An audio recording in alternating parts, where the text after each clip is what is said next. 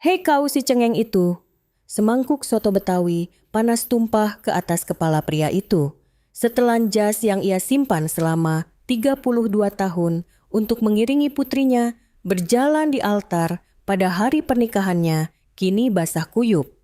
Yang menyiramkannya adalah mantan atasannya dari 30 tahun lalu, orang yang dulu menyiksanya dan menjebaknya dengan tuduhan penggelapan dana hingga ia dipecat. Sialnya iblis itu adalah calon besannya. Putrinya melempar cincin dan membatalkan pertunangan, tapi yang ia dapatkan hanyalah cemoohan. Berapa biaya laundrynya? Aku bayar. Malam itu di tengah hujan, pria yang berdiri sendirian itu mengangkat teleponnya. Hancurkan mahadana kapital. Jangan sisakan debu sedikit pun. Siapakah dia? Seseorang yang telah mengasah pedangnya selama 30 tahun. Seseorang yang bisa meruntuhkan sebuah kerajaan finansial hanya dengan satu panggilan telepon. Apa yang sebenarnya terjadi? Sebelum kisah ini dimulai, silakan berikan subscribe dan like dan tinggalkan komentar dari mana Anda mendengarkan agar kami bisa mendoakan kebahagiaan berlimpah untuk Anda di sana. Awal November, di sebuah restoran mewah di kawasan SCB de Jakarta. Budi Santoso, 63 tahun, berdiri di depan cermin merapikan setelan jasnya. Jas itu sudah usang berusia 32 tahun. Jahitan di bahunya sudah menipis hingga benangnya terlihat dan kancingnya sudah beberapa kali dijahit ulang dengan warna yang berbeda-beda. Namun, bagi Budi jas ini lebih berharga dari merek desainer manapun di dunia. Ini adalah jas yang dibelikan istrinya saat putri mereka, Kirana, lahir. Di lapisan, dalamnya ada sulaman tulisan tangan sang istri. Untuk Kiranaku, tumbuhlah sehat dan kuat. 15 Maret 1993. Budi mengusap sulaman itu dengan ujung jarinya. Sudah 10 tahun sejak istrinya meninggal dunia. Setiap kali mengenakan jas ini, ia merasa istrinya ada di sisinya. Hari ini adalah hari pertemuan keluarga Kirana. Jantung Budi berdebar kencang campuran antara antusiasme dan kecemasan. Ketika putri satu-satunya yang berusia 32 tahun itu berkata, ia akhirnya menemukan pria yang baik, Budi tidak bisa tidur semalaman. Ia sempat berpikir, kapan putrinya yang sibuk sebagai dokter spesialis anak di rumah sakit besar punya waktu untuk berpacaran? Tapi di sisi lain, ia sangat bersyukur. Saat pintu ruang privat restoran terbuka, jantung Budi seolah berhenti berdetak. Pria yang duduk di seberang meja, rambutnya yang mulai memutih wajahnya yang gemuk dan membengkak dan sorot matanya yang khas seolah selalu mengejek. 30 tahun telah berlalu, tapi ia tidak bisa melupakan wajah itu. Haryo Wibowo. Keringat dingin mengalir di punggung Budi. Kakinya terasa lemas. Kenangan 30 tahun lalu menyerbu kembali seperti ombak. Atasan yang memaksanya lembur sampai jam 3 pagi setiap hari. Pria yang melemparkan tumpukan dokumen ke wajahnya hanya karena kesalahan kecil. Suara yang berteriak menyuruhnya berlutut dan meminta maaf di depan rekan-rekannya masih terngiang jelas di telinganya. Dan yang terakhir, pria yang menuduhnya melakukan penggelapan dana yang tidak pernah ia lakukan dan membuatnya dipecat. Tangan Budi gemetar hebat. Ia mengepalkan tinjunya, namun tangan putrinya menyentuh lengannya. Ayah tidak apa-apa. Melihat tatapan khawatir Kirana, Budi memaksakan seulas senyum. Ia ingin berkata, tidak apa-apa, ini bukan apa-apa. Tapi suaranya tidak keluar. Tidak butuh waktu lama bagi Haryo untuk mengenali Budi. Lo Budi Santoso. Sudut bibir Haryo tertarik ke atas. Ekspresinya seperti bertemu anjing piaraan lama di jalan pura-pura senang. Ini kan karyawan baru cengeng itu yang aku pecat. Aku suruh tulis surat pengunduran diri dia, malah nangis-nangis. Masih ingat aku. Wajah Budi memucat. Amarah membara di dalam dadanya seperti api, tapi ia menggertakkan gigi dan menahannya. Ini di depan putrinya. Ini adalah acara pertemuan keluarga putrinya. Haryo memanggil pelayan mengeluh ruang privat itu terlalu panas. Ia memesan soto Betawi. Budi akan segera tahu apa artinya itu. Ketika soto dihidangkan Haryo, tiba-tiba berdiri. Wah, senang bertemu lagi setelah 30 tahun. Coba kita lihat bagaimana kabarmu selama ini. Budi bahkan belum sempat bereaksi. Haryo mengangkat mangkuk soto itu dan langsung menumpahkannya ke atas kepala Budi. Kuah santan yang panas mengalir turun dari kepalanya. Potongan daging dan kentang jatuh mengenai pipinya dan masuk ke dalam kemejanya. Emping melinjo menempel di bahunya. Budi tidak bergerak sedikit pun. Rasanya seperti beban 30 tahun terangkat, kata Haryo sambil tertawa terbahak-bahak. Suara tawanya menggema di seluruh ruangan. Bola mata Budi bergerak perlahan. Kuah soto mengalir di sekitar matanya, tapi ia tidak berkedip sekalipun. Pemuda 28 tahun yang menangis di hadapan pria ini 30 tahun lalu sudah tidak ada lagi. Saat itu, putra Haryo Dimas melompat berdiri. Pemuda 35 tahun itu menghalangi ayahnya dan berteriak, "Ayah, apa yang ayah lakukan?" Ia kemudian langsung berlutut di hadapan Budi. Dari saku jasnya, ia mengeluarkan sapu tangan sutra dan dengan hati-hati mulai membersihkan wajah Budi. Tangan Dimas gemetar. "Maafkan saya, Om. Saya benar-benar minta maaf." Suara Dimas serak, matanya memerah. Budi menatapnya dalam diam. Pemuda ini berbeda dari ayahnya. Sesuatu dalam hati Budi bergerak. Di tengah amarahnya, ia seperti melihat secercah cahaya kecil. Tapi tidak sekarang. Sekarang ia harus bersabar. Budi perlahan bangkit dari kursinya.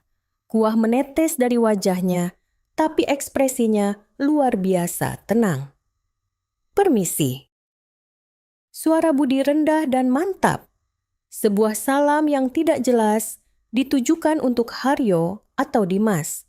Budi membalikkan badan. Bau kuah santan menguar dari jasnya yang basah. Lapisan dalam yang disulam istrinya juga basah. Tapi Budi berjalan menuju pintu dengan kepala tegak. Sesuatu di matanya bersinar dengan dingin. 30 tahun. Budi tidak pernah menunggu saat ini. Tapi jika takdir mempertemukan mereka lagi seperti ini, maka sekarang saatnya untuk menyelesaikan semuanya. Haryo yang kau siramkan di kepalaku hari ini bukan soto, tapi seluruh hidupku. Senyum tipis tersungging di bibir Budi. Senyum yang begitu kecil hingga tak ada yang menyadarinya. Pintu ruang privat terdengar ditutup. Suasana di dalam langsung membeku. Tepat saat Budi hendak membuka pintu untuk keluar, Kirana melompat dari kursinya. Gadis 32 tahun itu gemetar hebat. Wajahnya pucat pasi, tapi matanya menyala seperti api. Tangan Kirana bergerak ke jari manis tangan kirinya. Cincin pertunangan bertahtakan berlian berkilauan di sana. Cincin yang dipasangkan Dimas sambil berlutut 3 bulan lalu. Kirana melepaskan cincin itu dari jarinya. "Apa yang kamu lakukan?" "Kirana," tanya Haryo sambil menyipitkan mata. Masih dengan ekspresi mengejek, seolah menganggapnya sebagai rengekan anak kecil. Alih-alih menjawab, Kirana mengayunkan lengannya. Cincin itu melesat di udara, tepat mendarat di dalam mangkuk soto Betawi di depan Haryo. Biur kuah soto muncrat. "Minta maaf pada ayah saya, sekarang juga." Suara Kirana menggema di seluruh ruangan. Sebuah jeritan yang serak, air mata menggenang di pelupuk matanya. Wajah Haryo sempat mengeras. Tapi sedetik kemudian ia mendengus. "Kenapa heboh sekali? Tinggal ku beri uang laundry kan?" Haryo mengeluarkan dompet dari saku jasnya. Ia menarik beberapa lembar uang 100 ribuan dan melemparkannya ke atas meja. Beberapa lembar beterbangan dan jatuh ke lantai. Ambil, beli jas baru. Wajah Kirana memerah padam. Ia menggigit bibirnya. Kukunya menancap di telapak tangannya, saking kerasnya ia mengepal. Ia tampak seperti akan menerkam kapan saja. Saat itulah tangan Budi merangkul bahu Kirana. "Kirana, ayo pergi!" Suara Budi luar biasa tenang. Kuah santan masih menetes dari rambutnya, tapi sorot matanya setenang danau yang dalam. Budi menggandeng tangan putrinya. Tangannya basah, tapi kehangatannya terasa. Kirana menatap wajah ayahnya. Wajah yang bernoda kuah soto, tapi dengan sorot mata yang tak tergoyahkan. Kirana mengangguk. Ayah dan anak itu berjalan perlahan menuju pintu. Dimas buru-buru menyusul dari belakang. "Kirana, tunggu sebentar, Om." Tepat saat tangan Dimas meraih gagang pintu Haryo, mencengkeram pergelangan tangannya. "Mau kemana kau?" Suara Haryo dingin dan berat. Dimas mencoba melepaskan cengkeraman ayahnya, tapi tenaga Haryo lebih kuat dari dugaannya. "Duduk, tidak perlu membungkuk pada gembel seperti mereka." Wajah Dimas mengeras, campuran antara malu dan marah. Tapi ia tidak bisa lepas dari cengkeraman ayahnya. Ia hanya bisa menatap pintu yang tertutup. Begitu keluar dari restoran, hujan turun dari langit. Hujan di bulan November, dingin dan gerimis. Budi dan Kirana berdiri sejenak di bawah atap menatap langit. Tetesan hujan berkilauan di bawah cahaya lampu jalan. Ada sebuah bangku di dekat sana. Budi menuntun tangan putrinya dan berjalan perlahan ke sana. Langkah mereka menembus hujan. Keduanya tidak punya payung. Mereka duduk berdampingan di bangku. Air hujan mengguyur kepala mereka, tapi tak satu pun dari mereka beranjak. Kirana mengeluarkan sapu tangan dari tasnya. Ia dengan hati-hati membersihkan wajah ayahnya, membersihkan sisa emping yang menempel di dahi dan menyeka noda kuah di pipi. "Ayah, maafkan aku." Suara Kirana bergetar. Air mata mengalir di pipinya. Sulit dibedakan mana air hujan, mana air mata. "Aku tidak tahu dia orang seperti itu. Aku tidak tahu ayah Dimas orang seperti itu." Kirana menyeka bahu jas ayahnya dengan sapu tangan. Noda santan sulit hilang. Semakin digosok, sepertinya semakin menyebar. Jas ini jadi rusak kan? Padahal ayah sangat menyayanginya.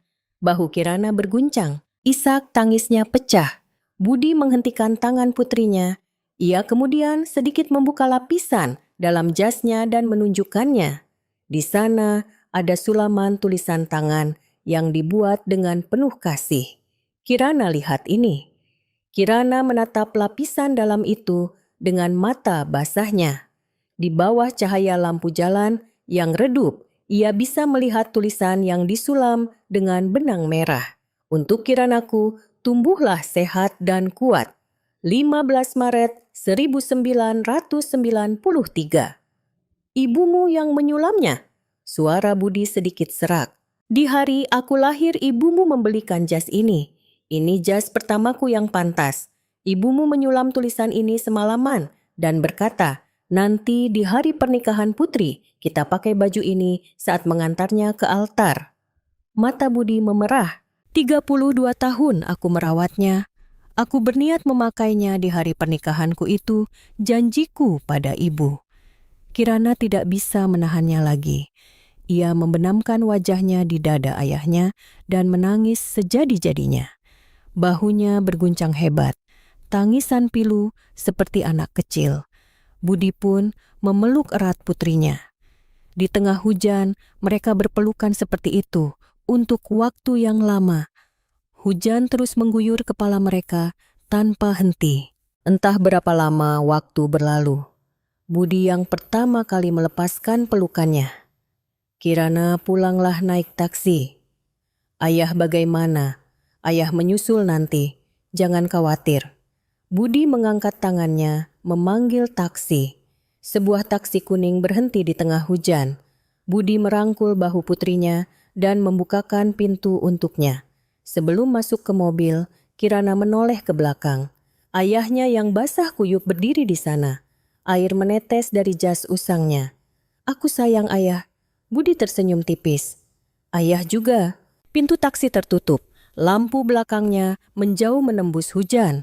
Budi berdiri di sana, menatap cahaya itu sampai benar-benar hilang. Begitu putrinya tak terlihat lagi, ekspresi Budi perlahan berubah. Kehangatan lenyap digantikan oleh sesuatu yang dingin. Sorot matanya menajam. Air hujan membasahi wajahnya, tapi Budi tidak berkedip. Ia mengeluarkan ponsel dari sakunya.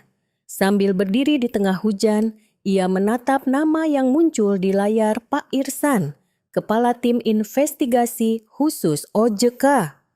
Ibu jari Budi berhenti sejenak di atas tombol panggil, lalu perlahan menekannya. Nada sambung berbunyi, 1 kali, 2 kali. Pihak seberang mengangkat telepon. Budi membuka mulutnya. Suaranya sama sekali berbeda dengan kehangatan yang ia tunjukkan pada putrinya tadi. Dingin seperti es sekeras baja. Malam ini segalanya akan dimulai. Sambil berdiri sendirian di tengah hujan, Budi menempelkan telepon ke telinganya. Setelah 2 kali nada sambung pihak seberang menjawab, suara yang terdengar panik. "Pak Ketua, ada apa jam segini?" Budi tidak langsung menjawab. Ia menatap langit sejenak. Hujan musim gugur mengguyur wajahnya. Dingin, tapi rasa dingin itu justru membuat kepalanya terasa jernih. "Pak Irsan, ini saya." Suara Budi rendah dan tegas. "Hancurkan Mahadana Capital.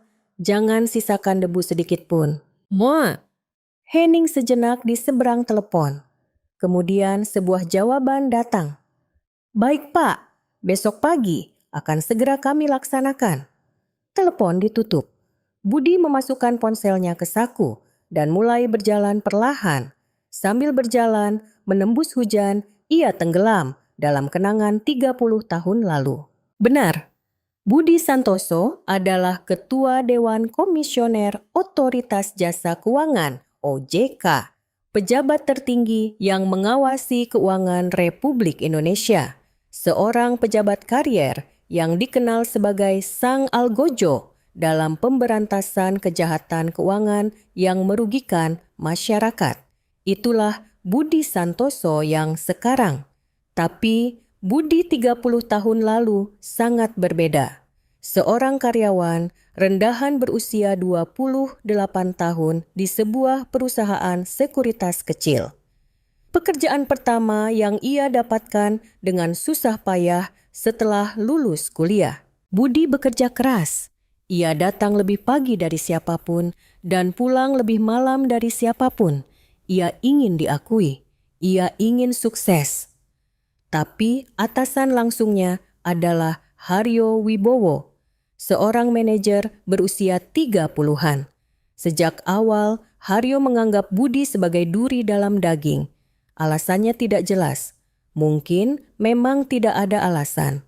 Budi hanyalah target yang mudah untuk diintimidasi. Haryo memaksa Budi lembur setiap hari, menyuruhnya membereskan dokumen sampai jam 3 pagi. Matanya terasa mau copot. Jari-jarinya selalu penuh plester karena tergores kertas. Tapi Budi bertahan. Ia menggertakkan gigi dan menahannya. Namun intimidasi Haryo semakin menjadi-jadi. "Hei Budi, ini laporan atau kertas bekas." Haryo mengambil tumpukan dokumen, lalu melemparkannya ke wajah Budi. Kertas-kertas itu menghantam wajahnya dan berhamburan. Di depan semua rekan kerjanya. "Buat apa kau kuliah? Menghabiskan uang negara saja." Budi menunduk dan memunguti dokumen-dokumen itu. Tangannya gemetar, wajahnya panas. Rasa malu dan marah bercampur aduk hingga ia ingin menangis, tapi ia menahannya. Di hari lain lebih parah lagi. "Berlutut," kata Haryo di tengah kantor. Saat itu jam makan siang. Semua rekan kerja melihatnya. Kalau salah ya minta maaf, berlutut dan memohon. Budi berlutut, lantainya terasa dingin. Tatapan rekan-rekannya seolah menusuk punggungnya. Terdengar seseorang terkikik. "Saya minta maaf," suara Budi serak. 5 tahun berlalu, seperti itu. Saat usianya 33 tahun, Budi dihadapkan pada sebuah bencana. Tuduhan penggelapan dana perusahaan.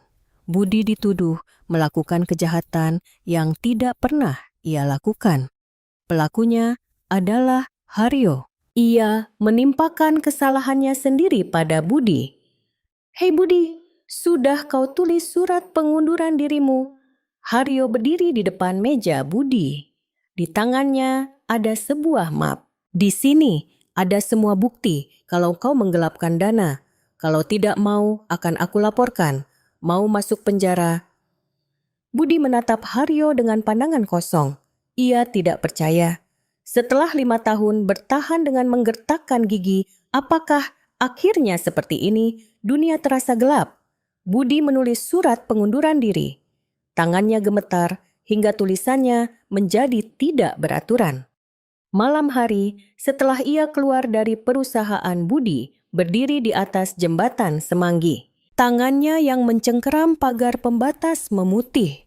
Di bawah sana, lalu lintas malam melaju deras. Angin dingin menerpa pipinya. Haruskah aku mengakhirinya? Pikiran itu melintas di benaknya. Apa gunanya hidup seperti ini? Ia tidak punya apa-apa. Kehilangan pekerjaan, nama baik tercemar, dan masa depan tampak suram. Budi mengangkat satu kakinya ke atas pagar. Saat itu, ponsel di sakunya berdering. Istrinya yang sedang mengandung Kirana. Budi mengangkat telepon. "Mas, di mana sudah makan?" Suara istrinya terdengar tenang, suara yang tidak tahu apa-apa. Mendengar suara itu, Budi menurunkan kakinya dari pagar. Ia tidak boleh mati. Ada anak di dalam kandungan istrinya. Malam itu, Budi pulang ke rumah. Dan keesokan harinya, ia mulai belajar. Ia belajar sendiri untuk ujian akuntan publik bersertifikat CPA. Siang hari, ia bekerja paruh. Waktu malam, hari ia membaca buku. Matanya terasa mau copot, punggungnya serasa mau patah, tapi ia tidak berhenti. Dalam 3 tahun, ia lulus ujian CPA, kemudian ia diterima bekerja di Kementerian Keuangan, memulai dari posisi paling bawah. Budi kembali menggertakkan giginya. Ia bekerja lebih keras dari siapapun. Ia menjadi yang terdepan dalam memberantas kejahatan keuangan ilegal. 30 tahun berlalu. Budi yang dulunya pegawai rendahan, kini menjadi ketua OJK, sang algojo pemberantas kejahatan keuangan yang merugikan masyarakat. Sosok yang paling ditakuti oleh para rentenir dan perusahaan pinjaman ilegal. Itulah Budi Santoso yang sekarang. Budi yang sedang berjalan di tengah hujan menghentikan langkahnya. Ia menatap langit. Hujan mengguyur wajahnya. Dingin, tapi Budi tidak memejamkan mata. 30 tahun lalu, di atas jembatan itu, Budi memutuskan untuk tidak mati. Ia memutuskan untuk bertahan hidup. Dan sekarang, ia telah sampai di sini. Senyum tipis tersungging di bibir Budi. Senyum yang dingin dan tajam. "Haryo," gumam Budi pelan. Suaranya nyaris tak terdengar di antara deru hujan. "Yang kau lemparkan padaku 30 tahun lalu bukan tumpukan kertas, dan yang kau siramkan di kepalaku hari ini bukan soto." Mata Budi berkilat. "Tapi seluruh hidupku." Hujan semakin deras, tapi Budi tidak membuka payung. Dari lapisan dalam jasnya yang basah sulaman istrinya sedikit terlihat. "Untuk Kiranaku tumbuhlah sehat dan kuat." Budi kembali melangkahkan kakinya. Kali ini dengan cepat dan tegas. Ini bukan balas dendam. Ini adalah keadilan. Dan pedang keadilan itu baru saja akan terhunus. Beberapa hari kemudian, di gedung kantor pusat Mahadana Capital di kawasan Kuningan, Jakarta, Ruang direktur utama di lantai 42, paling atas dipenuhi cahaya matahari pagi. Dari jendela kaca besar, pemandangan kota Jakarta terhampar luas. Monas terlihat di kejauhan dan Sungai Ciliwung berkilauan. Haryo duduk bersandar di sofa kulit bersenandung. Kejadian pertemuan keluarga beberapa hari lalu sepertinya sudah ia lupakan. Atau lebih tepatnya ia tidak menganggapnya serius. Baginya Budi Santoso hanyalah karyawan baru cengeng yang ia pecat 30 tahun lalu. Memangnya si gembel itu bisa apa gumam Haryo pada dirinya sendiri? Di tangannya ada cerutu Kuba. Asapnya mengepul, sekretarisnya masuk. Pak Amerikanonya sudah siap. Baik, letakkan saja di situ. Haryo mengambil cangkir kopi. Setelah menyesapnya sekali, ia menunjukkan ekspresi puas. Kopi hari ini terasa nikmat. Cuacanya bagus dan suasana hatinya juga bagus. Tepat pada saat itu, ponsel di mejanya berdering. Melihat nama yang tertera di layar alis Haryo, sedikit terangkat. Wakil Direktur Kredit Bank Mandiri, salah satu orang penting di Bank BUMN terbesar. Halo Pak Wawan, ada apa pagi-pagi begini? Suara Haryo terdengar santai. Tapi suara di seberang sana sama sekali tidak santai. Pak Haryo gawat. Suara Pak Wawan gemetar. Ekspresi Haryo sedikit menegang. Gawat, kenapa, ada apa? OJK meminta data semua rekening perusahaan. Seluruh rekening atas nama Mahadana Capital. Cerutu di tangan Haryo jatuh.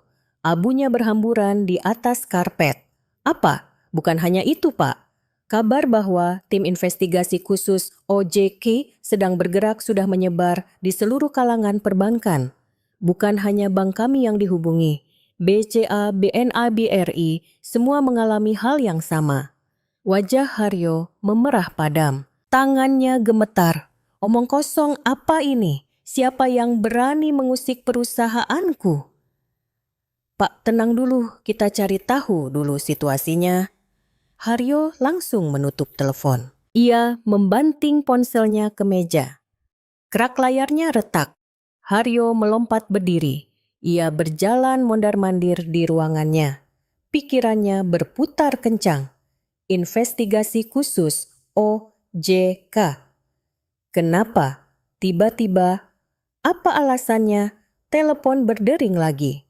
Kali ini dari Direktur Kredit BCA. Haryo mengangkatnya. Pak Haryo, mohon maaf, tapi untuk pengajuan kredit baru terpaksa kami tunda untuk sementara. Apa minggu lalu kalian sudah setuju? Situasinya sudah berubah, Pak. Kami tidak bisa memberikan pinjaman kepada perusahaan yang sedang dalam investigasi OJK. Telepon ditutup. Tangan Haryo membeku di udara. Telepon berdering lagi. Bank BNI. Pak, kami harus meninjau ulang jadwal pembayaran pinjaman yang sudah ada. Perpanjangan jatuh tempo sepertinya sulit. Telepon dari BRI juga masuk. Kami meminta pembayaran sebagian pokok utang paling lambat minggu depan.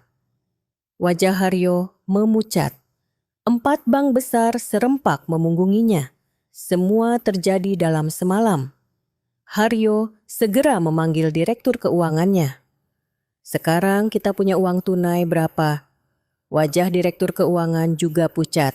Kertas di tangannya gemetar. Pak, tagihan yang harus segera kita bayar ada 50 miliar. Tapi semua bank memblokir pinjaman, jadi kita tidak bisa mendapatkan uang tunai. Apa? Kalau begini terus, kita bisa bangkrut. Jika kita bangkrut, peringkat kredit perusahaan akan anjlok dan sisa pinjaman yang ada juga akan ditarik semua. Mata Haryo terbelalak. Ekspresinya tidak percaya. Tidak masuk akal. Aku sudah 40 tahun di industri ini. Berapa banyak uang yang sudah kuberikan pada para politisi? Haryo mengambil pot bunga di mejanya. Ia melemparkannya ke dinding. Perangpot itu hancur, berkeping-keping tanah, dan pecahannya berhamburan. Sekretarisnya menjerit dan mundur. Siapa yang melakukan ini? Cari tahu. Cari tahu sekarang juga. Teriak Haryo. Wajahnya bengis. Urat di lehernya menonjol. Pintu ruangannya terbuka. Dimas masuk. Ia datang setelah mendengar teriakan ayahnya. Ayah, ada apa? Haryo menoleh ke arah putranya. Matanya merah. Ada apa katamu? OJK mau mengobrak-abrik perusahaan kita. Semua bank memunggungi kita. Ekspresi Dimas menegang. Setelah berpikir sejenak, ia membuka mulut dengan hati-hati. Ayah, apa mungkin ini karena pertemuan keluarga beberapa hari yang lalu? Mata Haryo terbelalak. Apa maksudmu? Perlakuan ayah pada Pak Budi waktu itu. Menyiram soto di kepalanya menghinanya. Mungkin beliau orang yang punya pengaruh di dunia keuangan. Diam, teriak Haryo. Ia mengambil tempat pensil di mejanya dan melemparkannya ke arah putranya. Dimas menunduk menghindar, tapi beberapa batang pulpen menyerempet bahunya. Kau membela gembel itu, perusahaan ayahmu di ambang kehancuran, dan kau mengkhawatirkan bedebah itu. Wajah Dimas memucat, tapi ia tidak mundur. Ayah saya hanya mengatakan yang sebenarnya. Yang salah hari itu adalah ayah. Menyiram soto pada orang yang tidak bersalah, apa itu perbuatan manusia? Wajah Haryo memerah padam. Ia menggertakkan giginya. Hei Dimas Wibowo, kau bicara pada siapa? Aku yang membesarkanmu. Membesarkan saya bagaimana? Suara Dimas menjadi dingin. Seumur hidup ayah membesarkan saya dengan uang kotor, dengan uang hasil menipu orang lain. Saya tahu semua itu. Saya tahu apa yang perusahaan ayah lakukan. Ruangan menjadi sunyi. Sekretaris dan direktur keuangan berdiri membeku, bahkan tidak berani bernapas. Mata Haryo goyah. Campuran antara amarah dan kebingungan. Kau, sekarang, saya permisi. Dimas membalikkan badan. Ia berjalan menuju pintu. Dari belakang terdengar teriakan Haryo. Mau kemana kau berhenti? Dimas tidak menoleh. Ia membuka pintu dan keluar. Suara pintu tertutup menggema di ruangan itu. Haryo berdiri termangu di tempatnya. Menatap pintu yang baru saja dilewati. Putranya napasnya tersengal. Dadanya sesak. Kepalanya pening. Bapak tidak apa-apa. Sekretarisnya mendekat dengan hati-hati. Haryo mengibaskan tangannya. Keluar semua. Keluarmu. Sekretaris dan direktur keuangan bergegas keluar. Begitu pintu tertutup, Haryo ambruk di sofa. Tangannya gemetar. Kakinya lemas. Kerajaan yang ia bangun selama 40 tahun runtuh dalam semalam. Siapa? Kenapa? Bagaimana? Haryo menggertakkan giginya. Ia bersumpah akan menemukannya. Siapapun yang melakukan ini, ia akan menemukannya dan membalasnya. Tapi ia belum tahu bahwa karyawan baru cengeng yang ia injak-injak 30 tahun lalu kini adalah pejabat tertinggi yang mengawasi keuangan Republik Indonesia. Sementara itu, Dimas sudah berada di parkiran basement. Ia berdiri di depan mobilnya, tidak bergerak untuk waktu yang lama. Tangannya gemetar hingga ia tidak bisa mengeluarkan kunci mobil. Ia akhirnya berhasil membuka pintu dan duduk di kursi pengemudi. Ia tidak menyalakan mesin, hanya duduk di sana. Dimas mencengkeram setir dengan kedua tangannya. Buku-buku jarinya memutih. Adegan pertemuan keluarga beberapa hari lalu tidak bisa hilang dari benaknya. Saat ayahnya menumpahkan soto di kepala Budi, wajah Budi yang tidak bergerak sedikit pun meski kuah santan mengalir di wajahnya. Dan wajah Kirana. Kirana yang menjerit sambil melempar cincin pertunangannya. Punggung Kirana yang menjauh sambil menggandeng tangan ayahnya di tengah hujan. Dimas membenturkan kepalanya ke setir. DUG terdengar suara tumpul. Maaf Kirana, maafkan aku. Bahu Dimas berguncang. Air mata mengalir di pipinya. Sendirian di dalam mobil Dimas menangis tanpa suara. Apa yang bisa kulakukan? Bagaimana aku bisa menebus dosa yang dilakukan ayahku? Dimas duduk seperti itu untuk waktu yang lama. Cahaya lampu neon di parkiran basement menyinarinya dengan dingin. Lalu perlahan ia mengangkat kepala. Dengan mata basahnya, ia menatap ke depan. Aku harus menebusnya. Aku yang harus menebusnya. Sorot mata Dimas berubah. Di tengah kesedihannya sesuatu yang kokoh mulai terbentuk. Sebuah tekad. Tekad untuk menebus dosa yang dilakukan ayahnya. Meskipun ia belum tahu caranya ia bersumpah akan menebusnya. Dimas menyalakan mesin. Mobil itu perlahan keluar dari parkiran basement. Dua jalan pembalasan mulai bergerak ke arah yang sama. Satu adalah pedang keadilan. Satu lagi adalah langkah penebusan. Dan kedua, jalan itu suatu saat nanti pasti akan bertemu. 2 minggu berlalu. Minggu terakhir bulan November. Jakarta dilanda banjir besar. Hujan deras semalaman membuat sebagian besar kota terendam air. Kanal-kanal meluap mengubah jalanan menjadi sungai berwarna coklat. Pukul 6 pagi. Budi seperti biasa bangun pagi dan bersiap-siap berangkat kerja. Bahkan setelah menjadi ketua OJK, rutinitasnya tidak berubah. Datang paling pagi, pulang paling malam. Konsisten selama 30 tahun. Ia membuka pintu depan dan berjalan menuju gerbang. Air setinggi mata kaki menggenang di halaman. Udara terasa dingin dan lembab. Saat tangannya menyentuh gerbang langkah, Budi terhenti. Ada seseorang di depan gerbangnya. Seseorang yang sedang berlutut. Air banjir berwarna coklat berputar-putar di sekitar lututnya. Bahunya, kepalanya, seluruh tubuhnya basah kuyup. Mata Budi terbelalak. Itu Dimas. Ia mengenakan mantel hitam, tapi mantel itu basah dan berlumpur. Kepalanya menunduk jadi wajahnya tidak terlihat. Tapi dari posturnya saja Budi tahu siapa dia. Budi perlahan membuka gerbang dan melangkah keluar.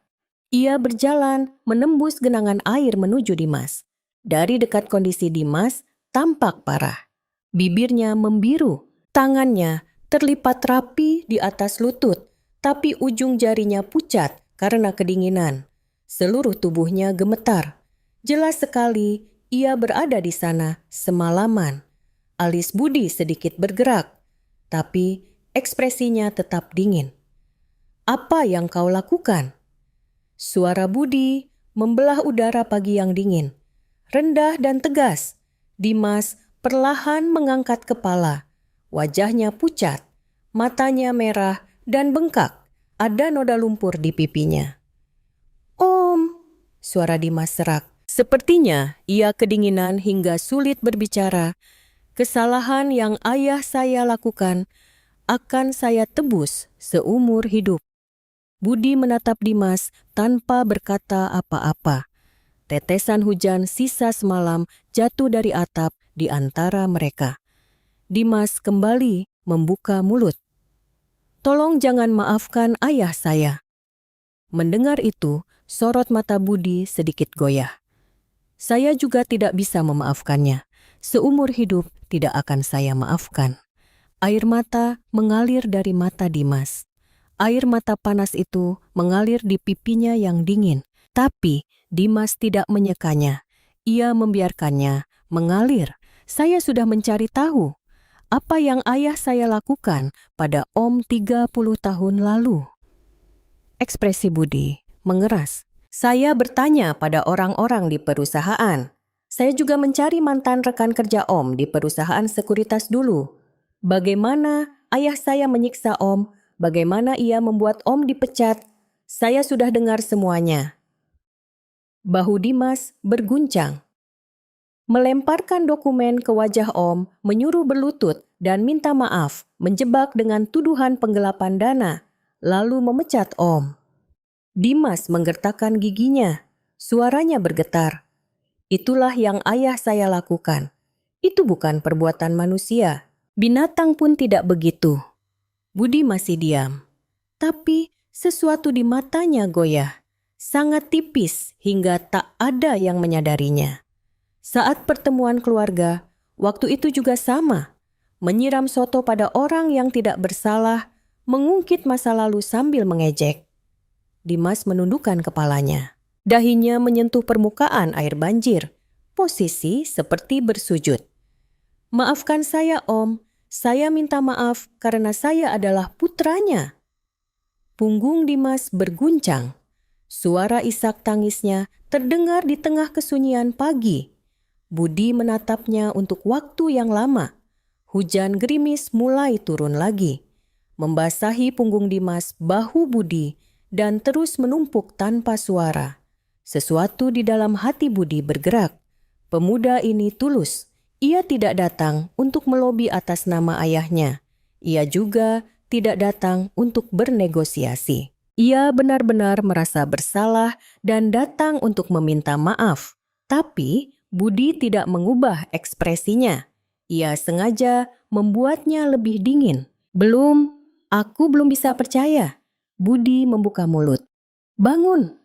Dimas mengangkat kepala. Dengan mata basahnya ia menatap Budi. Kubilang bangun. Suara Budi sedingin es. Tidak ada yang berubah dengan melakukan ini. Wajah Dimas mengeras, tapi ia tidak bangun, masih berlutut di dalam air. Dosa yang dilakukan ayahmu bukan sesuatu yang bisa kau tebus, kata Budi sambil menatap Dimas. 30 tahun. Kau tahu apa yang aku alami selama 30 tahun. Apa itu bisa lunas hanya dengan kau berlutut beberapa kali? Bahu Dimas merosot, jadi bangun dan pergi. Budi membalikkan badan. Ia mulai berjalan menuju mobilnya. Hanya suara langkah kakinya yang memecah air yang terdengar. Om. Suara Dimas terdengar dari belakang. Budi tidak berhenti. Ia juga tidak menoleh. Saya akan menebusnya. Seumur hidup saya akan menebusnya.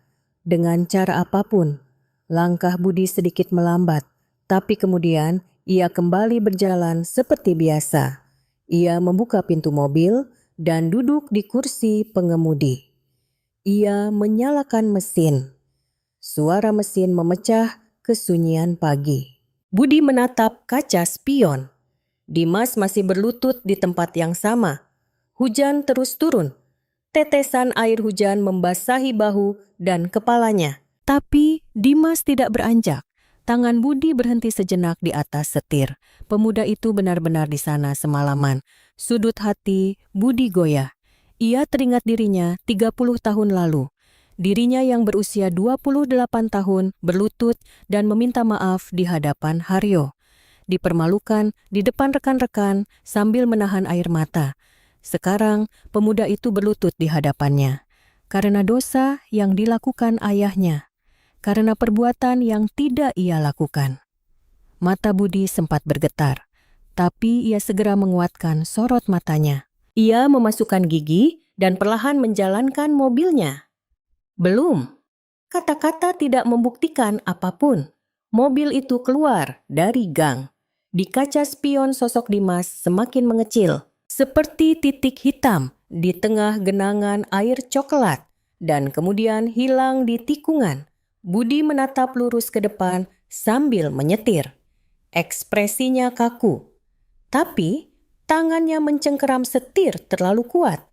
Hingga buku-buku jarinya memutih. 1 jam kemudian Dimas masih di tempat yang sama. Air banjir sudah setinggi betis. Seluruh tubuhnya mati rasa. Jari tangan dan kakinya tidak terasa. Tapi ia tidak bangun. Tiba-tiba terdengar suara langkah kaki mendekat. Kak Dimas, itu Kirana. Ia keluar untuk berangkat kerja dan menemukan Dimas. Kakak ngapain di sini? Gila ya? Kirana berlari dan memegang lengan Dimas. Tangannya sedingin es, wajah Kirana memucat. Bangun, bangun sekarang juga. Kirana menarik Dimas, kaki Dimas lemas. Ia terhuyung-huyung. Kirana menopang bahunya agar ia bisa berdiri. Kakak di sini semalaman mau mati kedinginan. Suara Kirana bergetar, entah marah atau khawatir. Dimas membuka mulut dengan susah payah. Kirana, maafkan aku. Maaf apa? Kita harus ke rumah sakit. Sekarang juga. Kirana memapah. Dimas masuk ke dalam rumah. Ia membaringkannya di sofa ruang tamu dan menyelimutinya. Ia membawakan air hangat untuk menghangatkan tangannya. Kak, kenapa begini? Kenapa melakukan ini? Mata Kirana berkaca-kaca. Dimas menatap langit-langit dan berkata, aku ingin minta maaf pada ayahmu atas perbuatan ayahku, tapi beliau tidak mau menerimanya. Tangan Kirana berhenti. Tentu saja, apa dengan berlutut beberapa hari bisa menghapus 30 tahun? Dimas menoleh menatap Kirana. Aku tahu, tapi aku tetap ingin melakukannya. Kalau tidak, aku tidak akan bisa hidup tenang. Kirana tidak bisa berkata apa-apa. Air mata mengalir dari mata Dimas. Kirana, kau pasti menderita karena aku kan maafkan aku. Sungguh, maafkan aku. Kirana menggenggam erat tangan Dimas. Bodoh, dasar bodoh. Mereka berdua terdiam seperti itu untuk waktu yang lama. Di luar jendela hujan terus turun. Sementara itu, Budi yang sudah sampai di kantor OJK duduk di ruang kerjanya menatap keluar jendela. Hujan turun.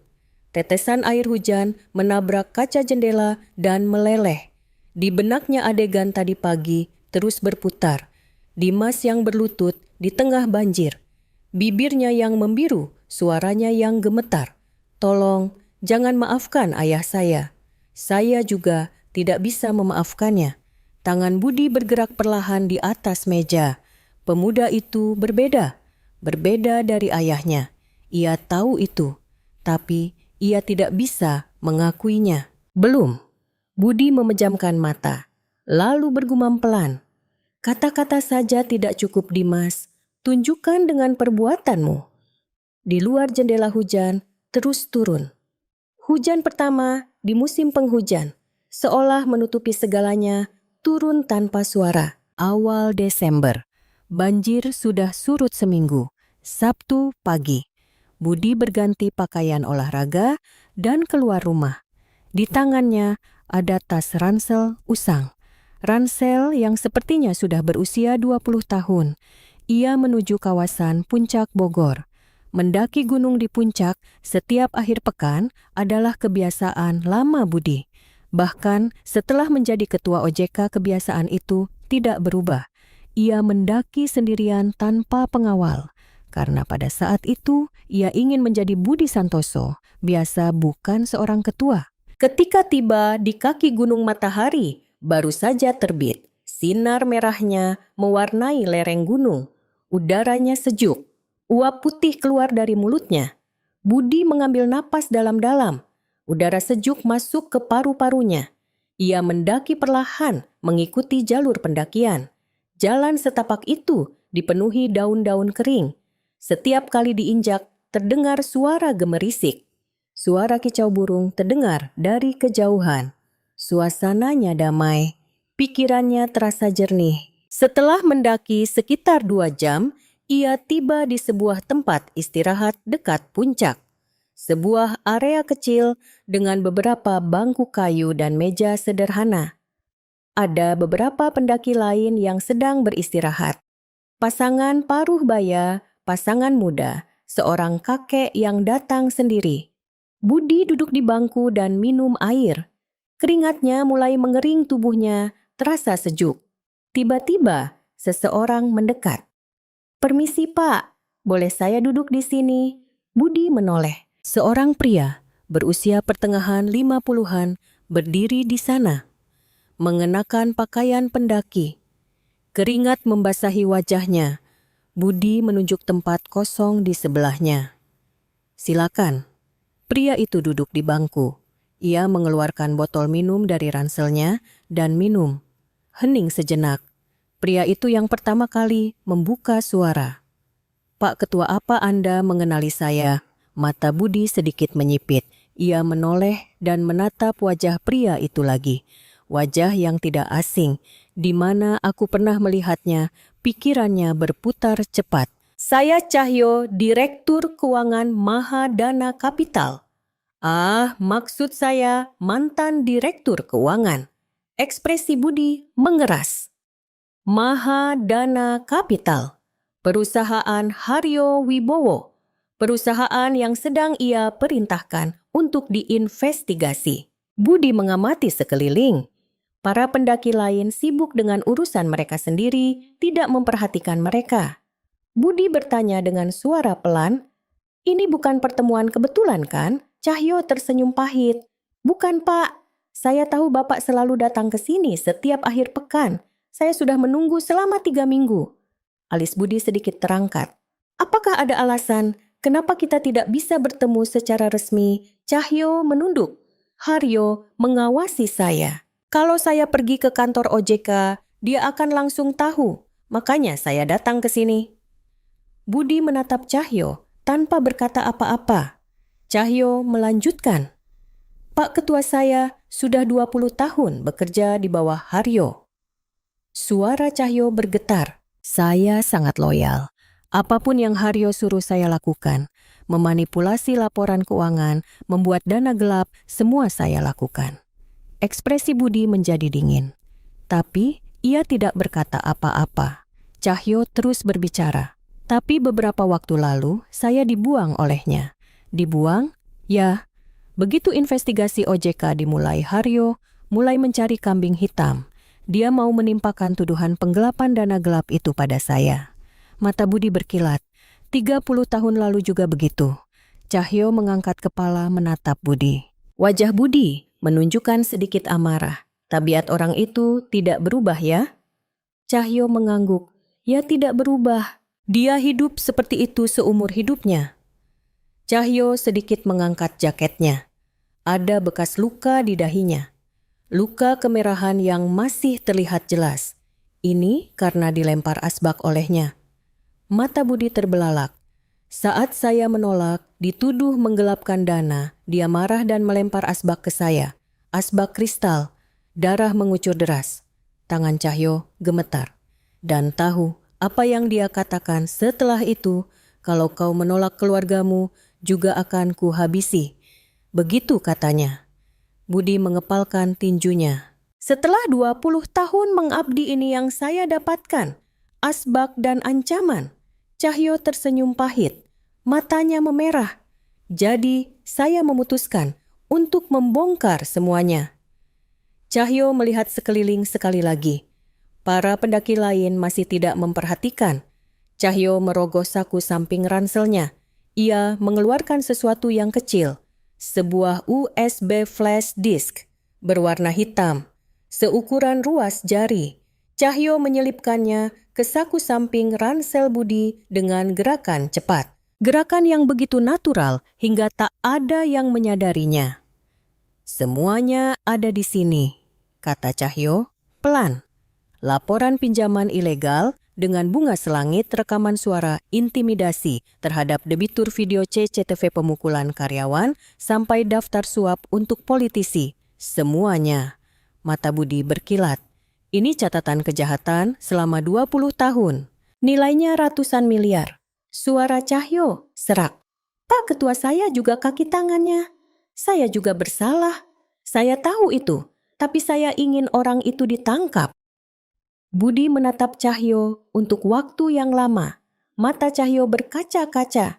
"Bapak tahu berapa banyak orang yang hancur karena dia?" Cahyo menggertakkan giginya. Orang-orang yang kehilangan seluruh hartanya karena pinjaman ilegal, orang-orang yang bunuh diri karena terus diintimidasi. Bukan hanya 1 atau 2 orang. Wajah Budi mengeras seperti batu. "Saya juga kaki tangannya karena saya menutup mata. Tapi sekarang saya tidak tahan lagi. Saya tidak tahan lagi." Cahyo berdiri. Ia menyandang ranselnya. "Pak Ketua, saya mohon, tolong selesaikan ini sampai tuntas." Budi mengangguk. "Jangan khawatir, tidak akan ada debu yang tersisa. Air mata mengalir dari mata Cahyo. Ia menunduk memberi hormat, lalu mulai menuruni jalur pendakian. Budi menatap punggungnya untuk waktu yang lama. Setelah Cahyo menghilang dari pandangan tak lama kemudian, dari jalur pendakian lain seseorang datang dengan napas terengah-engah. Seorang pria berusia 40-an. Ia mengenakan pakaian pendaki, tapi gerakannya kaku. Sepertinya bukan pendaki biasa. Pria itu melihat sekeliling, seperti sedang mencari seseorang. Ia melirik Budi, lalu melihat para pendaki lain. Ia kemudian menggelengkan kepala dan turun lagi. Mata Budi bersinar dingin. Mata-mata yang dikirim Haryo. Terlambat, Cahyo sudah pergi. Dan USB-nya sudah ada di dalam ransel Budi. Budi perlahan berdiri. Ia menatap langit. Langit musim kemarau yang cerah. Sinar matahari terasa hangat. Budi meraba saku samping ranselnya. Terasa ada USB kecil di dalamnya. Benda kecil ini menyimpan kejahatan bernilai ratusan miliar, menyimpan air mata puluhan korban, dan menyimpan bukti untuk mengakhiri hidup Haryo Wibowo. Budi bergumam pelan, "Ini bukan pengusaha, ini preman." Amarahnya kembali memuncak. Bukan amarah 30 tahun lalu. Ini amarah untuk para korban. Amarah untuk orang-orang yang telah diinjak-injak olehnya. Budi mulai menuruni gunung. Langkahnya semakin cepat. Hatinya tidak tenang. Begitu sampai di rumah, ia langsung menyalakan laptop. Ia mencolokkan USB. Sebuah folder terbuka. Ada ratusan file di dalamnya. Ia membuka file Excel, laporan pinjaman ilegal, suku bunga yang jauh di atas batas legal, daftar ratusan debitur, orang-orang yang membayar bunga berkali-kali lipat dari pokok pinjaman. Ia membuka file video, adegan intimidasi terhadap debitur, berteriak di depan rumah, menghina di depan keluarga. Wajah debitur yang menangis terekam di layar. Video lain. Kali ini adegan pemukulan karyawan. Haryo sendiri yang menampar pipi karyawan dan melempar kursi. Rekaman CCTV. Tangan Budi gemetar. Terakhir ia membuka file dokumen. Daftar suap untuk politisi, anggota DPR, pejabat tinggi jaksa. Nama dan jumlah uang tertulis dengan rapi. Budi menatap layar laptop untuk waktu yang lama, 30 tahun. Haryo Wibowo telah melakukan ini selama 30 tahun, membangun kekayaan di atas air mata orang lain, dan Budi adalah salah satu korbannya. Budi mengangkat ponselnya. Ia menelepon kepala tim investigasi khusus. "Pak Irsan, ini saya. Ada bukti krusial." Dari seberang telepon, terdengar suara panik. "Data apa itu, Pak? Anda harus melihatnya sendiri. Besok pagi-pagi." Setelah menutup telepon, Budi menatap keluar jendela. Matahari terbenam. Semburat merah mewarnai langit. Sorot mata Budi menjadi dingin. Haryo 30 tahun, penderitaanku akan segera berakhir. Hari H semakin dekat. Pedang keadilan akhirnya siap terhunus. Pertengahan Desember. Ruang kerja Ketua OJK.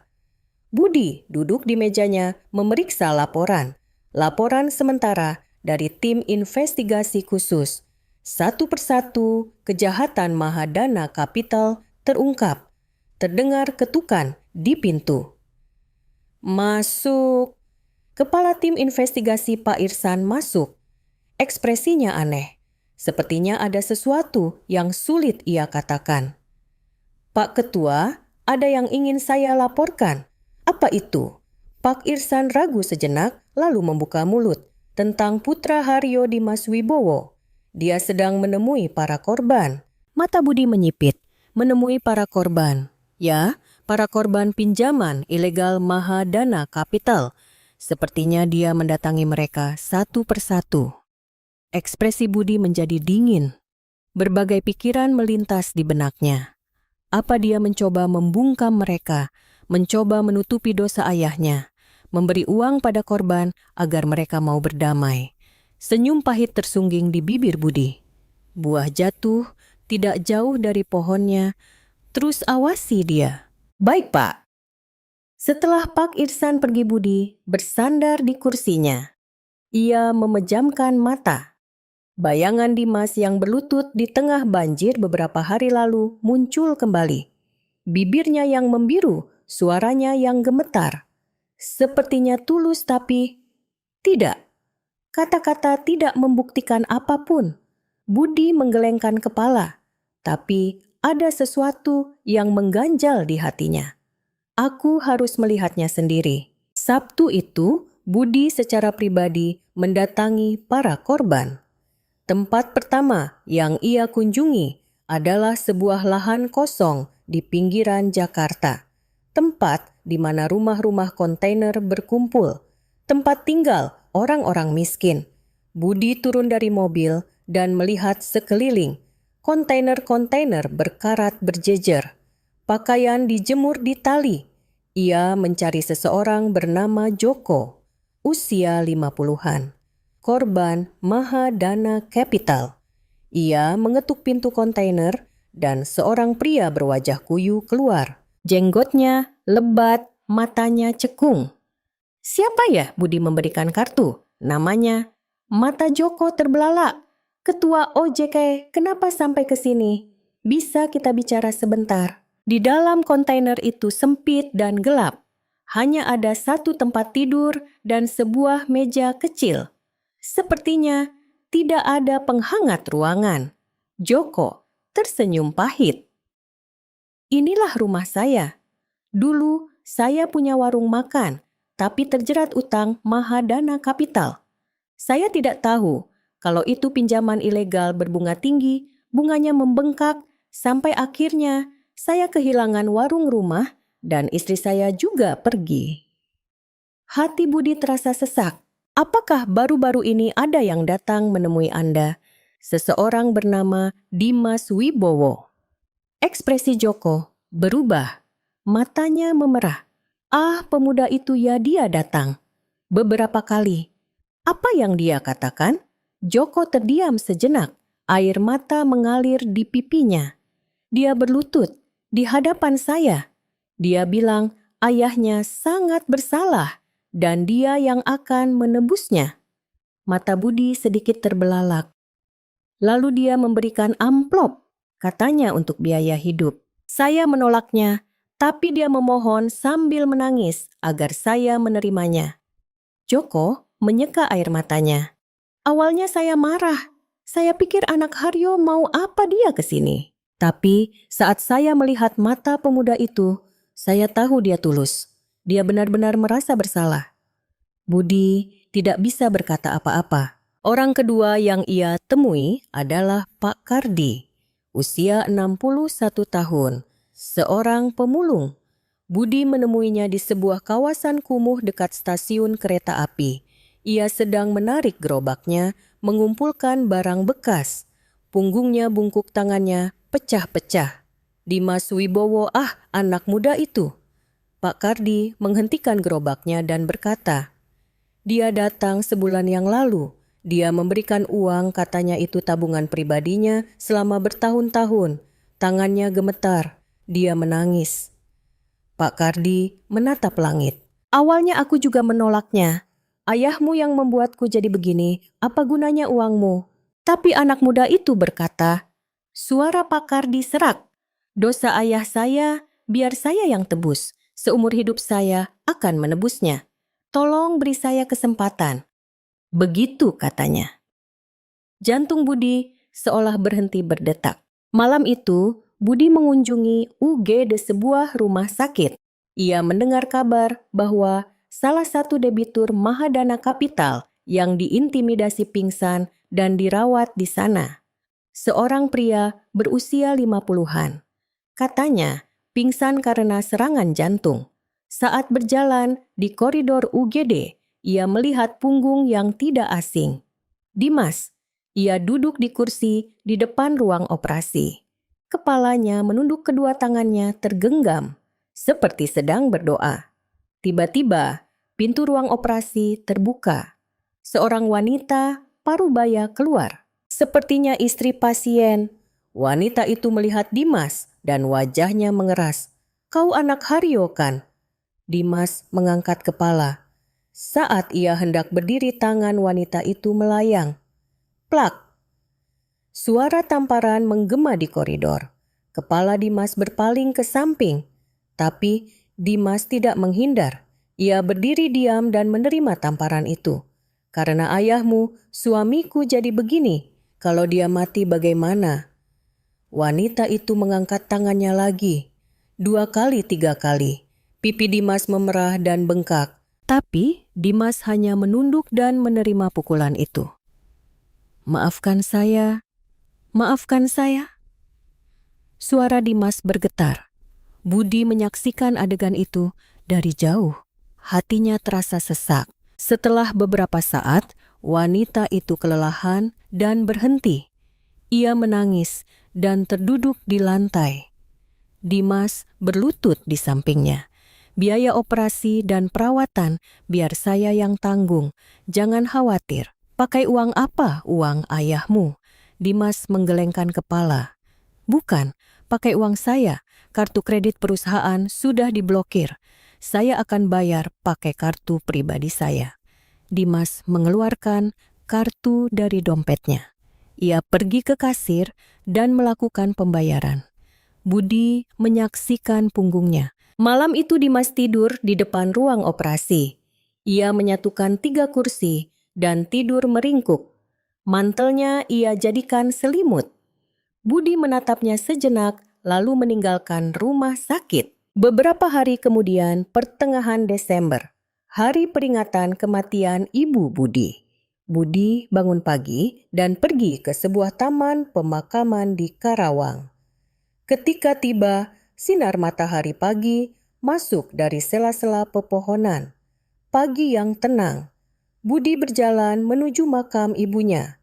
Tapi di depan makam ada seseorang. Seseorang yang sedang berlutut dan bersujud, memberi hormat. Langkah Budi terhenti. "Dimas." Budi berdiri di balik pohon dan memperhatikannya. Terdengar suara Dimas. "Nenek, nama saya Dimas Wibowo." Suara Dimas bergetar. "Ayah saya telah melakukan dosa besar pada putra nenek 30 tahun lalu dan beberapa hari yang lalu. Dosa yang tidak bisa dimaafkan." Dimas kembali bersujud. Dahinya menyentuh tanah. "Saya meminta maaf di hadapan nenek. Saya akan menebusnya seumur hidup. Saya akan menebus dosa ayah saya." Bahu Dimas berguncang. Suara isak tangisnya terdengar. Mata Budi terasa panas. Bagaimana pemuda ini tahu tempat ini? Budi tiba-tiba sadar. Pasti Kirana yang memberitahunya. Saat mereka masih pacaran, Kirana pasti pernah bercerita tentang hari peringatan kematian neneknya. Dimas mengingatnya dan mencari tahu lokasi makamnya. Budi perlahan keluar dari balik pohon. Suara langkahnya di atas daun kering membuat Dimas mengangkat kepala. "Om." Mata Dimas terbelalak. Wajahnya basah oleh air mata. Ia buru-buru hendak berdiri. Budi mengangkat tangan untuk menghentikannya. "Tetap di situ." Budi berjalan perlahan mendekat. Ia berdiri di samping Dimas dan bersama-sama menatap makam ibunya. Hening untuk waktu yang lama. Budi yang pertama kali membuka suara. "Kudengar kau mendatangi para korban." Bahu Dimas sedikit tersentak. "Iya? Kenapa?" Dimas menunduk. "Karena mereka adalah orang-orang yang dihancurkan oleh ayah saya. Hanya itu yang bisa saya lakukan." Budi menatap Dimas dalam diam. "Kau juga membayar biaya rumah sakit?" "Iya." "Dari mana uangnya?" Dimas ragu sejenak. "Uang tabungan, deposito dan saham, semua saya cairkan." Sorot mata Budi goyah. Tindakan bodoh. Memangnya apa yang akan berubah dengan melakukan itu? Dimas mengangkat kepala menatap Budi. Matanya basah oleh air mata. Tidak apa-apa kalau tidak ada yang berubah. Saya hanya merasa tidak akan bisa hidup tenang kalau tidak melakukannya. Hati Budi terasa hangat. Perlahan ia mengulurkan tangannya. Ia memegang bahu Dimas. Ini pertama kalinya. Pertama kalinya Budi menyentuh Dimas. Cukup, aku mengerti perasaanmu. Air mata mengalir deras dari mata Dimas. Om, bangun. Lututmu pasti sakit. Dimas berdiri dengan terhuyung-huyung. Budi memegang lengannya untuk menopangnya. Mereka berdua berdiri berdampingan di depan makam. Sinar matahari pagi terasa hangat. Malam itu Budi menelepon putrinya. Kirana. Iya ayah, ada apa? Budi berhenti sejenak, lalu perlahan membuka mulut. Tentang Dimas pemuda itu, temuilah dia lagi. Hening di seberang telepon. Ayah serius. Ayah adalah ayah, anak adalah anak. Pemuda itu berbeda. Terdengar suara isak tangis Kirana dari seberang telepon. Mata Budi juga memerah. Kirana ternyata ayah pandai juga menilai orang. Di luar jendela, bintang-bintang musim kemarau berkelip. Akhir Desember setelah Natal. Investigasi tim khusus OJK selesai. Laporan setebal ratusan halaman tergeletak di meja Budi. Pinjaman ilegal, berbunga tinggi, intimidasi pemukulan karyawan, dana gelap suap politisi. Kejahatan Haryo Wibowo selama 30 tahun terungkap dengan jelas. Budi membaca laporan itu lembar demi lembar. Di setiap halaman tertulis nama-nama korban. Orang yang kehilangan seluruh hartanya, keluarga yang hancur, orang yang bunuh diri. Mereka, bukan angka, mereka adalah manusia. Masing-masing punya kehidupan. Budi mengambil pulpen, ia menandatangani halaman terakhir laporan itu. Laporkan ke kejaksaan. Kepala tim investigasi mengambil laporan itu dan pergi. Sekarang penyidikan kejaksaan akan dimulai. Surat perintah penangkapan akan dikeluarkan dan Haryo akan segera ditangkap. Tapi Budi punya satu hal lagi yang harus dilakukan. Malam itu Budi mampir ke sebuah konter pulsa. Ia membeli ponsel sekali pakai. Ponsel yang tidak bisa dilacak. Sesampainya di rumah Budi mengirim pesan dengan ponsel itu. Penerimanya adalah Haryo Wibowo. Pesan itu berisi satu foto. Foto buku catatan dana gelap Mahadana Kapital. Dan sebuah kalimat singkat, kalau mau negosiasi, datang ke alamat ini besok malam jam 10. Alamat itu adalah rumah Budi. Keesokan harinya, lewat pukul 10 malam, Budi duduk di sofa ruang tamu sambil minum teh. Di luar jendela gelap, hanya cahaya lampu, jalan yang masuk samar-samar. Bel pintu berbunyi. Budi perlahan berdiri. Ia berjalan menuju pintu depan. Ia berhenti sejenak di depan pintu, lalu membukanya. Haryo berdiri di sana, mengenakan mantel hitam. Di satu tangannya ada sebuah koper. Wajahnya menunjukkan ekspresi percaya diri. Wajah orang yang berpikir akan bertemu dengan seorang makelar kasus. Begitu pintu terbuka, ekspresi Haryo mengeras. Kau? Mata Haryo terbelalak, mulutnya menganga. Wajahnya tidak percaya. Akulah makelarnya. Budi tersenyum tipis. Masuk, jangan berisik di luar nanti tetangga bangun. Haryo berdiri termangu. Kakinya seolah terpaku. Budi membalikkan badan dan masuk. Haryo baru menyusul dengan langkah gontai beberapa saat kemudian. Masuk ke ruang tamu, Haryo meletakkan kopernya. Koper itu terbuka dan isinya terlihat. Tumpukan uang 100 ribuan. Dan sebuah jam tangan Rolex 500 juta. Dan jam tangan ini harganya 300 juta. Cukup kan? Suara Haryo bergetar. Ia mencoba berpura-pura tegar, tapi sorot matanya menunjukkan kegelisahan. Budi menatap tumpukan uang dan jam tangan itu tanpa berkata apa-apa. Lalu perlahan mengulurkan tangannya. Ia mengambil tumpukan uang itu. Ia juga mengambil jam tangannya. Wajah Haryo menunjukkan kelegaan. Budi berjalan ke sudut ruang tamu. Di sana ada tempat sampah untuk daur ulang. Budi membuka tutupnya dan melemparkan tumpukan uang serta jam tangan itu ke dalamnya. Apa? Apa yang kau lakukan? Teriak Haryo. Ia berlari dan mencoba membuka tempat sampah. Tangan Budi mencengkeram pergelangan tangan Haryo dan memelintirnya. Haryo menjerit dan berlutut. Budi menatapnya dengan dingin. Uang kotor harus berada di tempat yang kotor. Haryo menggertakkan giginya. Wajahnya meringis kesakitan. Kau, beraninya kau. Ya aku yang mengirim pesan itu. Budi melepaskan cengkeramannya. Haryo terduduk di lantai, memegangi pergelangan tangannya sambil merintih. Budi duduk di sofa, menyilangkan kakinya dan menatap Haryo. Aku tidak memanggilmu untuk negosiasi. Aku memanggilmu untuk memberitahu. Memberitahu. Besok pagi, jaksa akan datang dengan surat perintah penangkapan. Kalau kau mau lari-lari saja, kita lihat sejauh mana kau bisa pergi. Wajah Haryo memucat. Dan oh ya, Budi mencondongkan tubuhnya ke depan.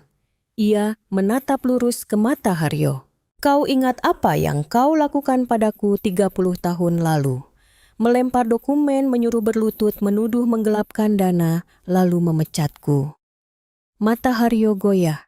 Waktu itu aku hampir melompat dari jembatan Semanggi. Karena kau, suara Budi menjadi rendah. Tapi aku tidak mati. Aku bertahan dan aku sampai di sini. Budi berdiri. Ia membuka pintu depan. Sekarang pergi, sampai jumpa besok pagi. Haryo berdiri dengan terhuyung-huyung. Ia menatap Budi dengan tajam, tapi ia tidak bisa berkata apa-apa. Saat melangkah keluar, ia menoleh ke belakang.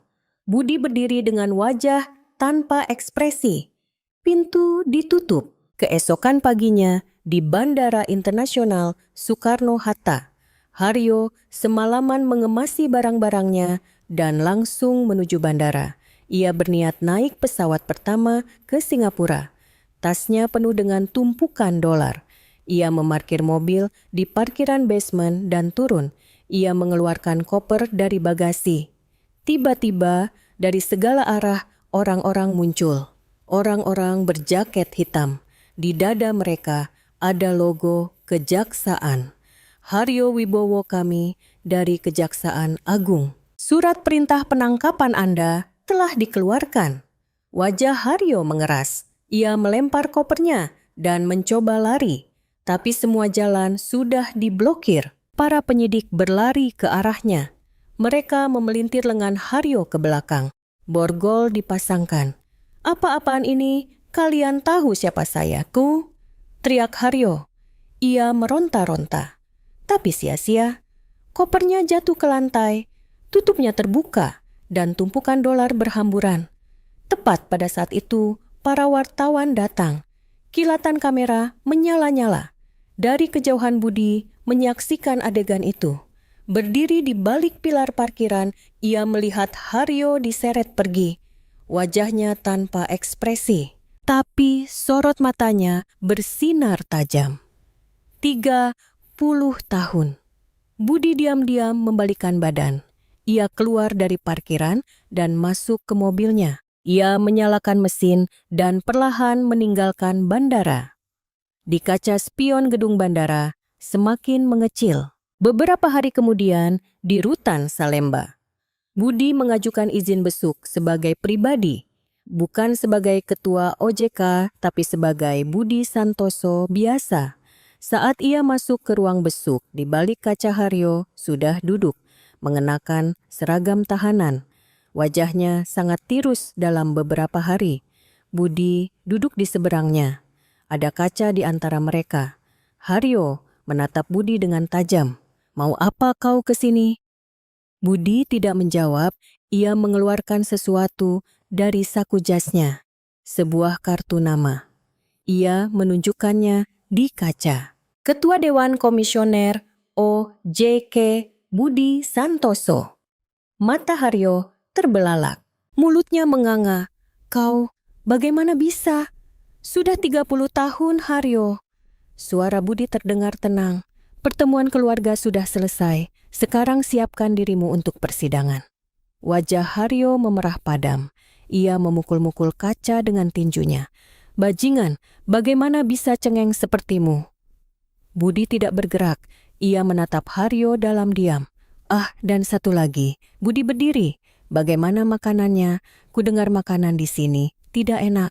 Wajah Haryo meringis. Seluruh tubuhnya gemetar karena marah. Budi berbalik dan berjalan menuju pintu. Dari belakang terdengar teriakan Haryo. Budi Santoso, bajingan. Budi tidak menoleh. Ia membuka pintu dan keluar. Pintu ruang besuk ditutup. Di wajah Budi yang berjalan di koridor tersungging senyum tipis. Senyum yang tenang dan damai. Pemuda 28 tahun yang ingin bunuh diri di jembatan Semanggi 30 tahun lalu sudah tidak ada lagi. Di tempatnya berdiri Ketua OJK Budi Santoso. Sambil keluar dari gedung rutan, Budi menatap langit. Langit musim kemarau yang cerah, sinar matahari terasa menyilaukan. 30 tahun yang panjang akan segera berakhir. Februari akhir musim hujan. Ruang besuk rutan Salemba terasa sunyi di bawah cahaya lampu neon yang dingin. Di balik kaca Haryo duduk mengenakan seragam tahanan. Dalam 2 bulan wajahnya banyak berubah. Pipinya cekung dan ada lingkaran hitam pekat di bawah matanya. Di seberangnya, Dimas duduk, mengenakan setelan jas hitam. Dasinya terpasang rapi, tapi wajahnya tenang. Tidak ada getaran, tidak ada ketakutan. Haryo yang pertama kali membuka suara. Kau datang. Suara Haryo tidak menunjukkan rasa senang, justru tajam. Sudah kau jual gedungnya bawa uangnya. Bagaimana dengan pengacara? Dimas tidak menjawab. Ia menatap wajah ayahnya sejenak. Wajah yang tirus bola mata, yang bergerak gelisah. Gedungnya sudah saya jual. Dimas membuka mulut perlahan. Mata Haryo berbinar. Ia mencondongkan tubuhnya ke depan. Bagus. Dapat berapa bayar dulu? Pengacaranya sisanya untuk uang jaminan. Aku harus segera keluar dari sini. Dimas menggelengkan kepala. Uang itu tidak saya gunakan untuk membayar pengacara. Ekspresi Haryo mengeras. Apa? Semua aset atas nama ayah sudah saya jual. Gedung ruko saham semuanya. Suara Dimas terdengar tenang. Uang itu semua saya gunakan untuk kompensasi para korban. Wajah Haryo memucat. Matanya terbelalak. Mulutnya menganga. Apa katamu? Sudah saya bagikan kepada para korban Mahadana Kapital. Orang-orang yang kehilangan seluruh hartanya karena pinjaman ilegal. Orang-orang yang menderita karena intimidasi orang-orang yang kehilangan keluarga. Kepada mereka, Dimas menatap lurus ke mata ayahnya. Tidak tersisa sepeser pun. Hening, hanya suara dengung lampu neon yang terdengar. Dan kemudian Haryo meledak. Gila kau! Wajah Haryo memerah padam. Urat di lehernya menonjol. Itu uangku atas. Hak apa kau menggunakan uangku? Haryo memukul kaca dengan tinjunya. DUG. Suara keras menggema di ruang besuk. Dimas tidak bergerak. Secara hukum itu uang saya. Suara Dimas masih tenang. Ayah menyembunyikannya atas nama saya untuk menghindari pajakan. Ayah takut aset atas nama ayah disita, makanya dialihkan ke nama saya. Wajah Haryo meringis. Ia tidak bisa membantah karena itu benar. Tapi itu uang hasil jerih payahku, seumur hidup darah dan keringatku. Darah dan keringat. Sorot mata Dimas menjadi dingin. Ayah tahu itu darah dan keringat siapa? Itu milik orang-orang yang ayah peras dengan pinjaman ilegal. milik orang-orang yang ayah intimidasi. Apa darah mereka itu? Air. Mulut Haryo membuka dan menutup. Tidak ada kata yang keluar. Jadi saya hanya mengembalikannya pada pemiliknya. Bukankah itu hal yang wajar? Haryo memukul-mukul kaca dengan kedua tangannya. Seluruh tubuhnya gemetar. Kau, anak tidak tahu, diuntung aku yang membesarkanmu. Membesarkan saya bagaimana? Dimas perlahan mengeluarkan sebuah dokumen dari tasnya. Ia membentangkannya di depan kaca. Surat pelepasan hak waris. Mata Haryo terpaku pada dokumen itu. Ia membaca tulisannya. Wajahnya semakin meringis. Pelepasan hak waris. Surat pernyataan bahwa saya tidak akan menerima sepeser pun harta ayah. Sudah saya tanda tangani. Tangan Haryo gemetar di udara. Kau melakukan ini padaku, pada ayahmu sendiri. Dimas memasukkan kembali dokumen itu ke tasnya. Lalu perlahan mengangkat kepala. Ia menatap lurus ke mata ayahnya. Ayah, suara Dimas menjadi rendah. Saat ayah menyiram wajah calon mertua saya dengan soto, ekspresi Haryo mengeras. Ayah juga membuang status ayah sebagai ayah saya. Ruang besuk menjadi sunyi. Hanya cahaya lampu neon yang dingin yang menerangi. Dimas melanjutkan. 30 tahun lalu menjebak orang yang tidak bersalah dan memecatnya. 30 tahun kemudian menyiram kepalanya dengan soto. Apa itu perbuatan manusia? Bibir Haryo bergetar. Saya tidak akan pernah bisa melupakan adegan itu. Melihat Anda yang melakukan hal itu pada ayah dari orang yang saya cintai, saya sangat malu memiliki Anda. Mata Dimas memerah, tapi ia tidak menangis. Sejak hari itu saya berpikir, apa orang itu benar-benar ayah saya? Apa salah saya dilahirkan sebagai putranya? Wajah Haryo memucat. Jadi, saya memutuskan. Dimas berdiri. Anda bukan lagi ayah saya. Mata Haryo terbelalak. Mulutnya menganga. Apa katamu? Kita putus hubungan. Mulai hari ini, saya bukan lagi putra Anda. Haryo membenturkan seluruh tubuhnya ke kaca. DUG. Dimas Wibowo, beraninya kau. Dimas berbalik. Ia berjalan menuju pintu. Saya akan pergi bersama ibu. Ibu juga akan menceraikan Anda. Wajah Haryo meringis. Istrimu juga. Kalian berkomplot melawanku. Bukan berkomplot. Dimas berhenti di depan pintu. Ia menoleh ke belakang. Anda sendiri yang menyebabkannya. Karena Anda hidup dengan cara kotor seumur hidup, makanya berakhir seperti ini. Suara Dimas serak. Tebuslah semua dosa Anda. Bahkan setelah Anda keluar, nanti saya tetap bukan putra Anda. Dimas membuka pintu. Dimas, teriak Haryo. Ia memukul-mukul kaca dengan tinjunya. Diug-gudug. Suara itu menggema di ruang besuk. Kembali sekarang juga. Dimas tidak menoleh. Ia membuka pintu dan keluar. Pintu ditutup. Haryo membenturkan tubuhnya ke kaca sambil menjerit. Para penjaga datang. Mereka memegangi lengan Haryo. Tenang Pak, tenang. Lepaskan aku Dimas. Haryo meronta-ronta. Tapi para penjaga memeganginya dengan erat. Haryo akhirnya terduduk di lantai. Dimas. Suara Haryo serak. Bahunya berguncang. Suara seperti tangisan keluar darinya. Tapi dari balik pintu tidak ada jawaban dari putranya. Keluar dari ruang besuk.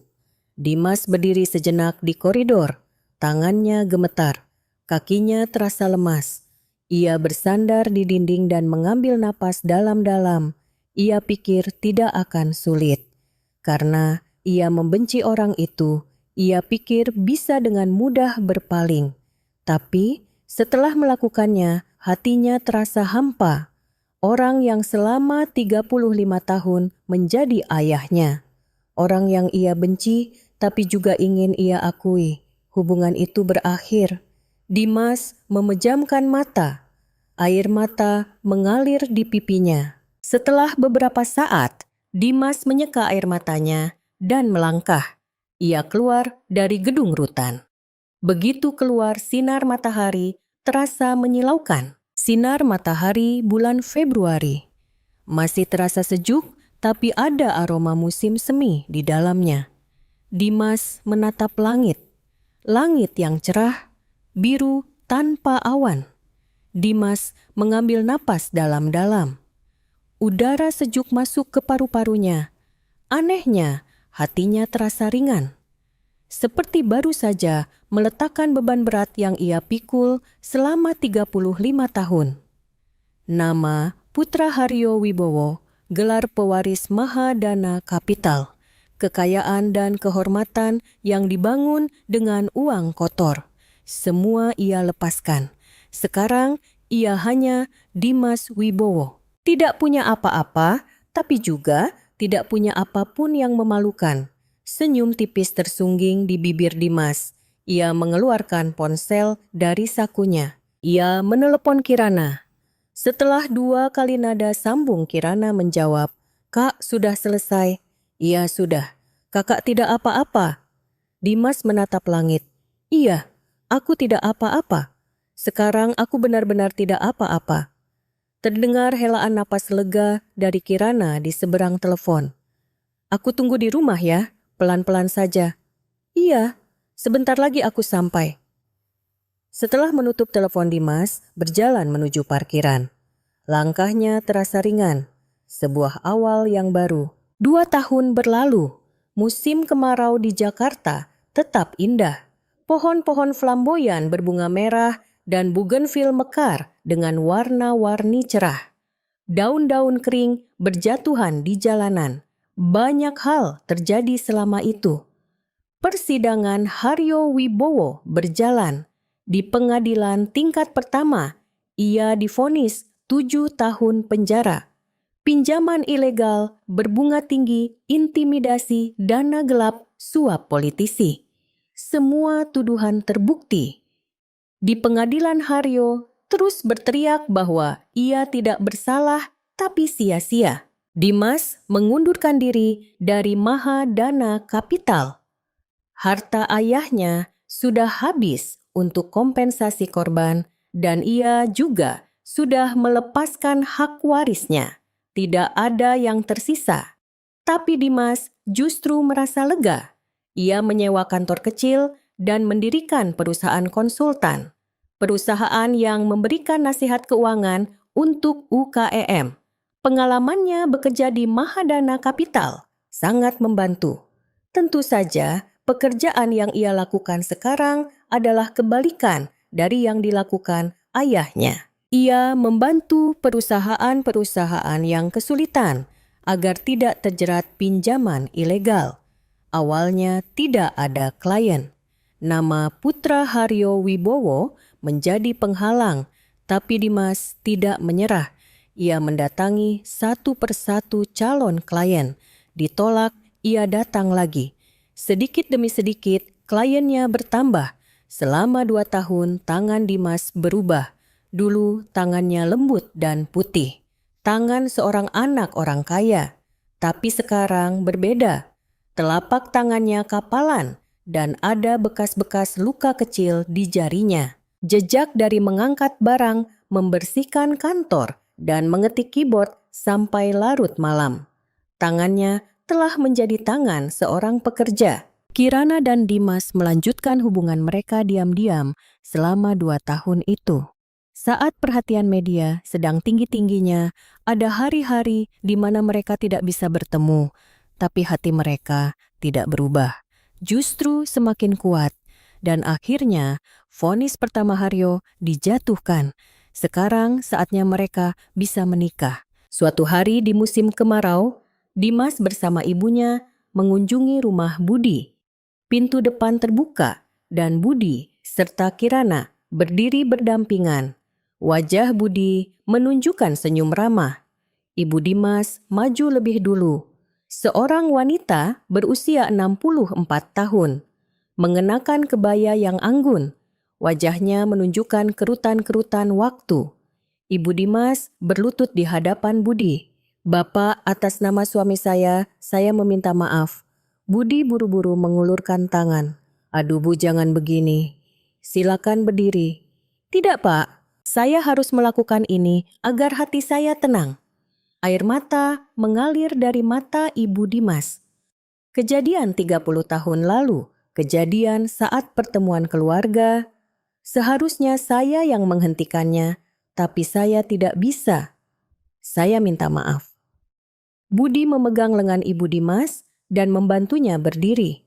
"Bukan salah Ibu, itu perbuatan dia, bukan perbuatan Ibu."